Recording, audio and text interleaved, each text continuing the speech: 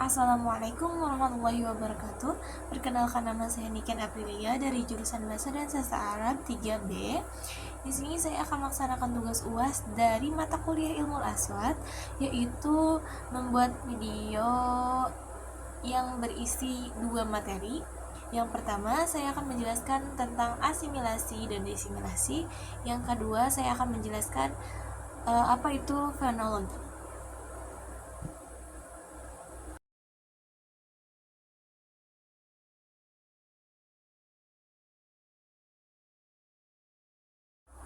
Adapun hal-hal yang akan saya jelaskan dalam video yang berjudul asimilasi dan desimilasi ini, saya akan menjelaskan apa itu asimilasi dan desimilasi. Yang kedua, jenis-jenis asimilasi.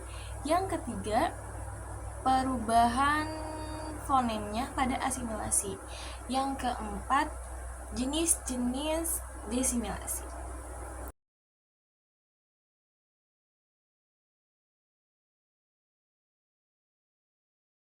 Berikut hal yang pertama yang akan saya jelaskan, yaitu apa itu asimilasi dan desimilasi. Menurut bahasa, asimilasi ialah persamaan atau kias atau analogi. Sebagai ahli bahasa mendefinisikan asimilasi ialah perubahan yang terhimpun dalam bunyi karena adanya kedekatan bunyi yang disebabkan oleh bunyi yang lain. Pendapat yang lain mendefinisikan asimilasi adalah memalingkan bunyi yang berbeda menjadi bunyi yang sama, baik sebagian atau keseluruhannya. Menurut Lever, asimilasi adalah saling berpengaruhnya antara bunyi mengakibatkan ciri bunyi yang dipengaruhi menjadi berubah untuk menyesuaikan dengan bunyi yang mempengaruhi. Adapun menurut Abercrombie,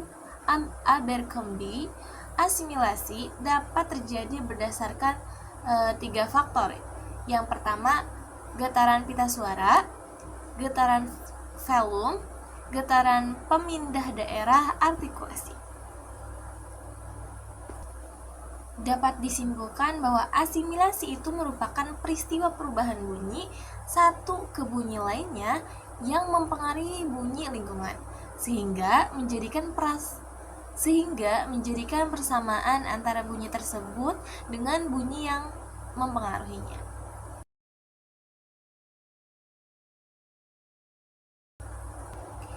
Berikutnya yaitu apa sih desimilasi?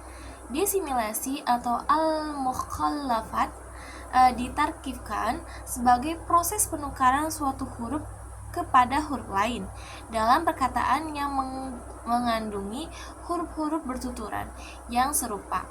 Pada kebiasaannya, huruf serupa yang bertuturan dibiarkan tanpa penghubung suaian karena ia dikira meringankan proses penyebutan dan meringkasnya lidah bergerak.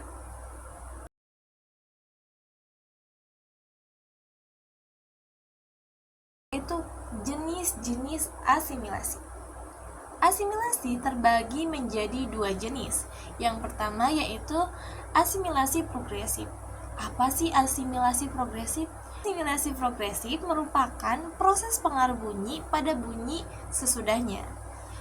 Yang kedua yaitu asimilasi regresif. Asimilasi regresif yaitu proses pengaruh bunyi pada bunyi sebelumnya. Selain 2 jenis asimilasi ini, terdapat beberapa jenis pelepasan atau penghilangan. Ada 3 jenis, yaitu yang pertama aferesis. Aferesis yaitu penghilangan bunyi pada posisi awal. Yang kedua, syncope adalah penghilang bunyi pada posisi tengah. Dan yang terakhir yaitu apocope adalah penghilang bunyi pada posisi akhir. Proses fonologi dalam bahasa Sumbawa tidak lepas dari asimilasi, baik itu penambahan, pelepasan, atau netralisasi bunyi.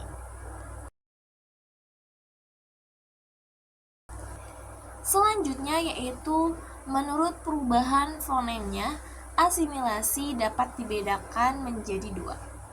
Yang pertama, asimilasi fonetis. Asimilasi fonetis yaitu penyesuaian bunyi dengan bunyi lain, tetapi dengan mempertahankan fonem yang sama. Berdasarkan pemaparan yang tadi, berdasarkan pemaparan tersebut, dalam asimilasi fonetis tidak terjadi perubahan fonem, melainkan yang berubah ialah pengucapan tanpa mengubah identitas fonem. Yang kedua yaitu asimilasi fonemis. Apa sih asimilasi fonemis itu? Asimilasi fonemis berbeda dengan asimilasi fonetis. Tentu saja, pada asimilasi fonemis ini terjadi penyamaan bunyi yang disertai dengan perubahan identitas fonem.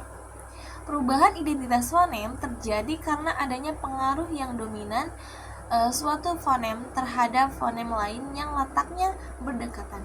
Contoh, dalam bahasa Inggris, penggunaan misalnya dalam kata breakable atau pecah menjadi unbreakable atau tidak bisa dipecahkan. Kata unbreakable terjadi perubahan dan penyamaan fonem secara total sebab fonem N atau dental berubah total menjadi fonem M atau bilabial. Hal ini menunjukkan bahwa asimilasi fonemis suatu fonem yang telah diasimilasikan dan meninggalkan jenis fonemnya semula dan menyesuaikan dirinya dengan fonem yang mempengaruhinya.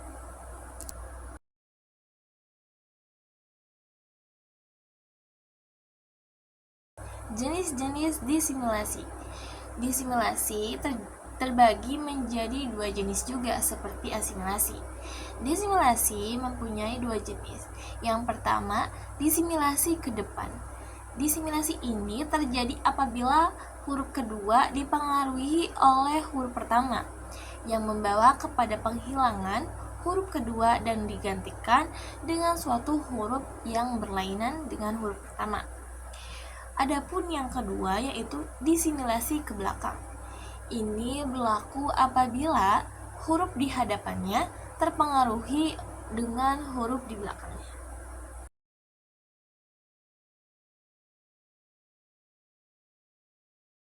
Selanjutnya yaitu ilmu fonologi. Nah, dalam materi ini saya akan membahas terkait yang pertama, bahasa suara atau fonologi itu sendiri.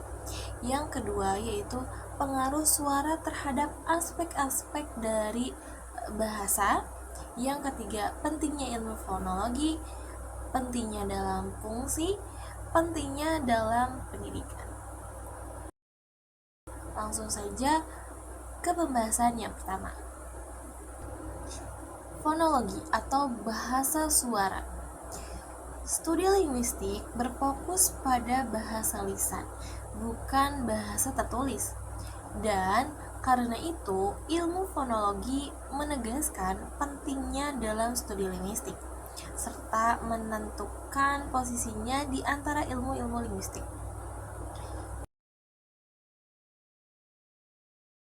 Dan yang kedua, yaitu pengaruh suara terhadap aspek-aspek lain dari bahasa.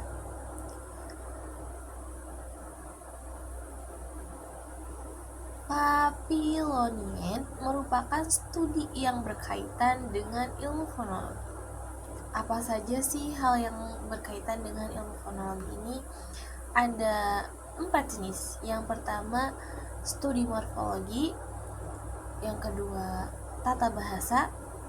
Yang ketiga, leksikografi. Yang keempat, yaitu studi semantik. Pentingnya ilmu fonologi. Apa sih pentingnya itu ilmu fonologi? Dikenal bahwa setiap bahasa memiliki suaranya sendiri. Beberapa di antaranya memiliki ciri khas yang membedakan dari bahasa lainnya, seperti suara bob yang membedakan bahasa Arab dari bahasa lainnya.